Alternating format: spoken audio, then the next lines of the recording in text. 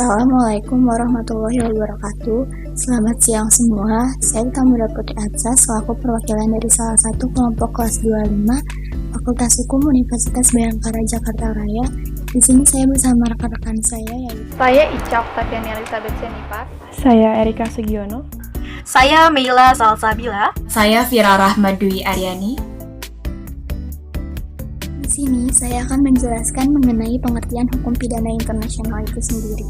Hukum pidana internasional atau International Criminal Law adalah hukum yang menentukan hukum pidana nasional yang akan diterapkan kejahatan-kejahatan yang nyata-nyata telah dilakukan bila mana ada aspek internasional di dalamnya.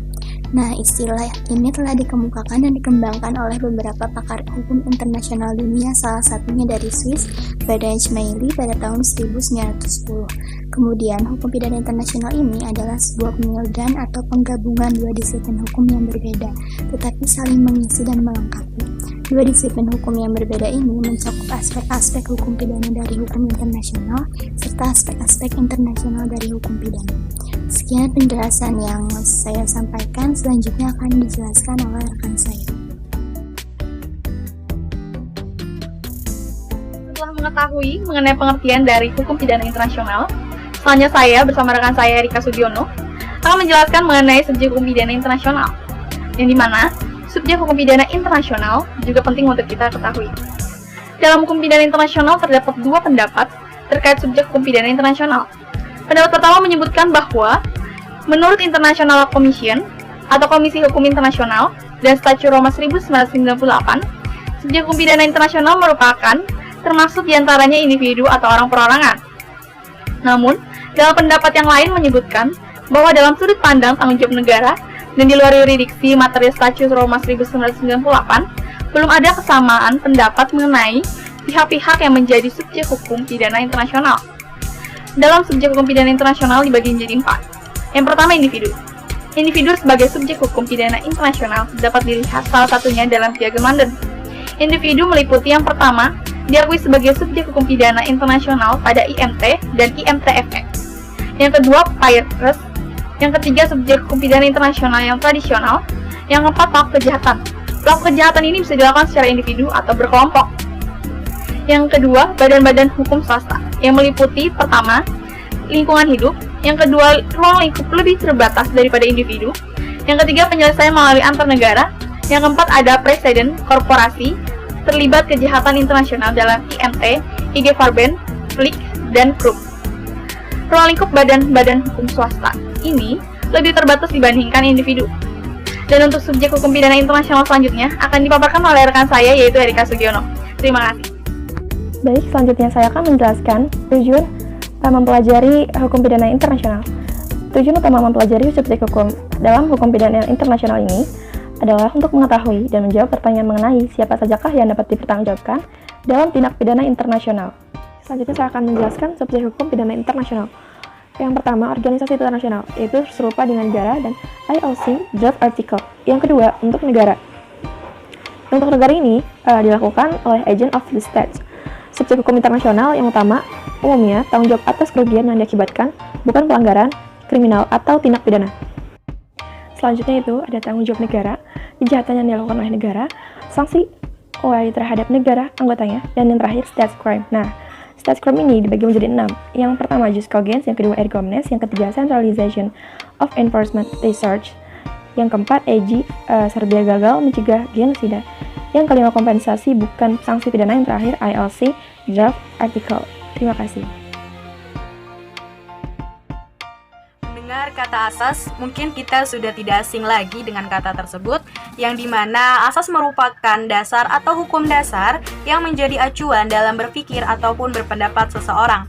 Dan saya di sini akan membahas mengenai asas-asas hukum pidana internasional. Dan asas hukum pidana internasional ini terbagi dalam 3 poin utama. Yang pertama, ada asas-asas hukum pidana internasional yang berasal dari hukum internasional. Yang kedua, berasal dari hukum pidana. Dan yang ketiga adalah asas-asas hukum pidana internasional yang mandiri. Dan pada poin pertama, yaitu asas-asas hukum pidana internasional yang berasal dari hukum internasional, terbagi dalam 6 asas. Yang pertama adalah fakta sunt servanda, yaitu perjanjian dibuat mengikat para pihak ibaratkan undang-undang. Yang kedua, ada asas itikat baik, yaitu semua kewajiban yang diemban harus dilakukan secara baik-baik. Yang ketiga adalah asas kemerdekaan, kedaulatan, dan kesamaan derajat negara-negara, yaitu asas ini menempatkan negara-negara di dunia tanpa pandang bulu karena semua negara memiliki kedudukan yang sama. Keempat, ada asas non-intervensi, yaitu negara tidak boleh campur tangan atas masalah dari negara lain, kecuali negara itu menyetujui secara tegas. Yang kelima, ada asas hidup berdampingan secara damai, yaitu menekankan kepada semua negara dalam menjalankan kehidupannya, baik secara internal maupun eksternal, supaya dilakukan dengan cara hidup damai. Yang keenam, ada asas penghormatan dan perlindungan terhadap hak asasi manusia, yaitu adanya kewajiban pada setiap negara bahwa untuk siapapun, untuk menghormati dan melindungi hak asasi manusia dalam situasi dan kondisi apapun. Selanjutnya, pada poin kedua, yaitu asas-asas hukum pidana internasional yang berasal dari hukum pidana, yang dimana ia terbagi dalam 7 asas. Yang pertama, ada asas legalitas, yang dikenal dengan istilah nullum delictum noella poena sine lege, bahwa suatu perbuatan tidak dapat dijatuhi pidana apabila atas perbuatan itu tidak atau belum diatur dalam perundang-undangan nasional. Yang kedua, ada asas non-retroaktif, yaitu merupakan keharusan untuk menetapkan terlebih dahulu suatu perbuatan sebagai kejahatan atau tindak pidana dalam hukum atau perundang-undangan pidana nasional. Atas dasar itulah baru negara menerapkannya terhadap pelaku perbuatan. Yang ketiga, ada asas culpabilitas, yaitu bahwa seseorang hanya dapat dipidana apabila kesalahannya dapat dibuktikan berdasarkan peraturan perundang-undangan pidana yang didakwakan kepadanya melalui proses pemeriksaan oleh badan peradilan yang memiliki wewenang itu. Yang keempat, ada asas teritorial, yaitu asas berlakunya hukum pidana pada suatu negara pada umumnya dianut oleh semua negara di dunia. Yang kelima, ada asas ekstradisi, yaitu penyerahan seorang tersangka, terdakwa, atau terpidana oleh negara tempat di mana orang tersebut berada kepada negara lain yang hendak mengadili negara yang diminta, atau melaksanakan putusan pengadilan negara dari negara yang diminta. Yang keenam, ada asas praduga tidak bersalah, yaitu seseorang yang diduga melakukan tindak pidana wajib dianggap tidak bersalah sampai kesalahan dapat dibuktikan berdasarkan suatu putusan badan peradilan yang sudah memiliki kekuatan hukum yang tetap. Dan yang ketujuh adalah asas nebis in idem, prinsip yang menyatakan bahwa seseorang tidak dapat dituntut lebih dari 1 kali di depan pengadilan atas perkara yang sama. Dan kemudian ada asas-asas hukum pidana yang mandiri, yang dimana ia terbagi dalam 6 asas. Yang pertama, menyatakan bahwa setiap orang yang melakukan perbuatan yang diatur sebagai kejahatan menurut hukum internasional harus bertanggung jawab dan oleh karena itu dapat dijatuhi hukuman. Yang kedua, menyatakan bahwa sebuah kenyataan bahwa hukum nasional tidak menjatuhkan hukuman terhadap perbuatan yang diatur sebagai kejahatan berdasarkan hukum internasional tidak membebaskan seseorang yang melakukan perbuatan tersebut dari pertanggungjawaban berdasarkan hukum internasional. Dan yang ketiga, menyatakan bahwa sebuah kenyataannya bahwa seseorang yang melakukan perbuatan yang diatur sebagai kejahatan berdasarkan hukum internasional bertindak selaku kepala negara atau pejabat pemerintah yang bertanggung jawab berdasarkan hukum internasional. Dan yang keempat, sebuah kenyataan bahwa seseorang melakukan perbuatan berdasarkan perintah dari pemerintahannya atau dari pangkatnya yang lebih tinggi, tidak membebaskan seseorang tersebut dari pertanggungjawaban hukum internasional. Yang kelima, setiap orang yang dituduh melakukan kejahatan berdasarkan hukum internasional memiliki hak peradilan yang jujur dan tidak memihak atas fakta-fakta hukumnya. Yang keenam, keterlibatan dalam suatu perbuatan kejahatan terhadap perdamaian, kejahatan perang, atau kejahatan terhadap kemanusiaan sebagaimana ditentukan dalam prinsip adalah merupakan kejahatan berdasarkan hukum internasional. Sekian dari saya mengenai penjelasan asas-asas hukum pidana internasional, dan selanjutnya adalah analisa suatu kasus dari hukum pidana internasional tersebut. Terima kasih. Baik, sebelum masuk ke dalam pembahasan analisis kasus, maka terlebih dahulu saya akan menjelaskan secara singkat tentang Statu Roma, yakni Pengadilan Kejahatan Internasional. Statu Roma merupakan traktat yang mendirikan Mahkamah Pidana Internasional atau ICC, International Criminal Court, yang diadopsi dari konferensi PBB di Roma pada tanggal 27 Juli tahun 1998 dan diterapkan pada tanggal 1 Juli tahun 2002. Terdapat 4 kejahatan yang terdapat dalam Statu Roma ini. Yang pertama ada genosida, yang kedua ada kejahatan terhadap kemanusiaan, yang ketiga ada kejahatan perang, dan keempat ada kejahatan agresi.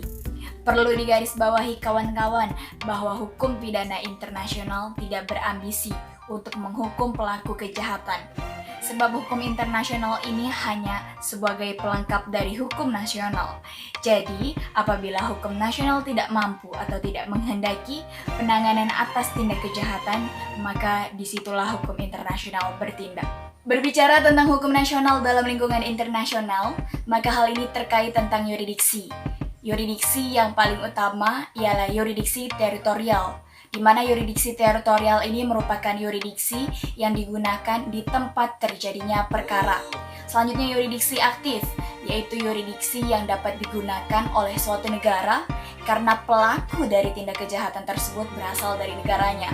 Selanjutnya terdapat yuridiksi pasif, yaitu yuridiksi yang dapat digunakan suatu negara karena korban dari tindak kejahatan tersebut berasal dari negaranya.